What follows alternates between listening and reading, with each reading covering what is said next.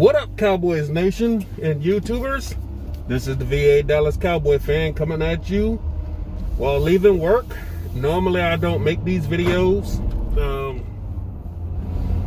but with the Cowboys trying to make some moves, I was a little pissed at that earlier video and the player they got, but they're trying.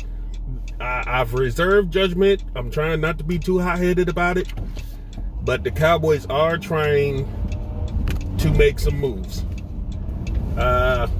If you haven't heard, which I'm pretty sure you have, not only did they get Carlos Watkins, defensive tackle, from the Texans, and signed him to a one-year deal.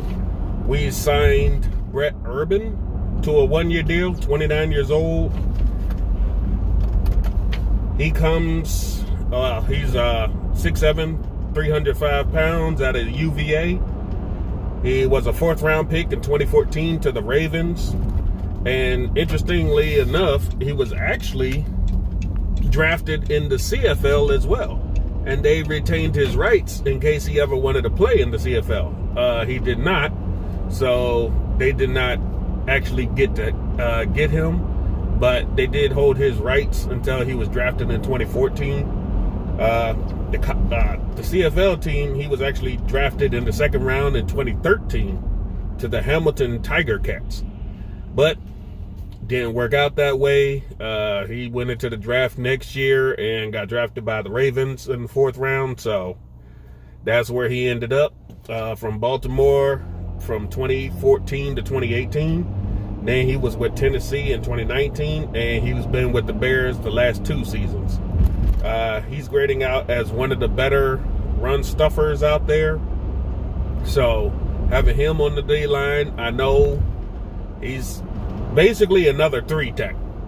We're still not doing one-techs, but I'm sure they're going to try and slide somebody into that one-technique place just because. Right now I'm looking at Urban and Watkins as our new Dontari Poe and Gerald McCoy. They're just getting some guys, trying to fill in some spots so they don't have to draft for need, just get the best player available. Cowboys also picked up edge rusher Tarell Basham to a 2-year, $6.5 million contract. He's 27, 6'4", 266 out of Ohio. He was drafted by the Colts in the third round in 2017, and he spent the last 3 seasons with the Jets. Now, that's a backup depth purpose to have somebody on the other side, because right now you're looking at your starters being nobody but Tank Lawrence and Randy Gregory. We had no word if Alden Smith is even coming back. They haven't said definitively if they're going to look to get him back or not. So when looking at it, it's a depth purpose, and they saw something in him. Some of these guys they've been looking at, they've actually had their eyes on since they were drafted. The edge guy, he was actually Basham. They actually looked at him the same year with Taco Charlton in 2017, and they picked Taco for some reason when they could have had this guy later on anyway.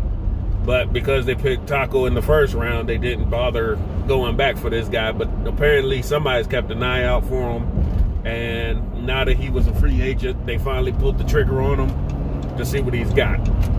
Hopefully these two guys, well, 3 signees that we had today, work out. I freaked out a little bit earlier in my last video about Watkins, but we'll have to see. Maybe a change of scenery will help him out. We'll have to see. But Cowboys are trying a little bit. It's still a little bargain basement shopping, but they're trying to get help on that defensive line.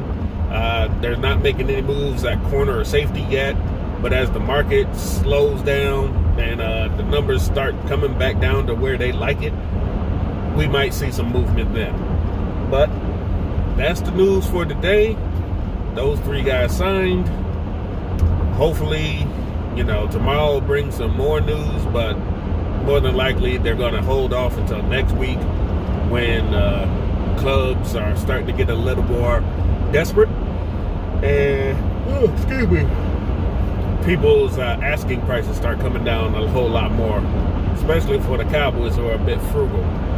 So, that's the news. I hope you all had a good day. Hope y'all have a good night. And if any news happen, we'll see you on Friday. Till then, be a Dallas Cowboy fan, out.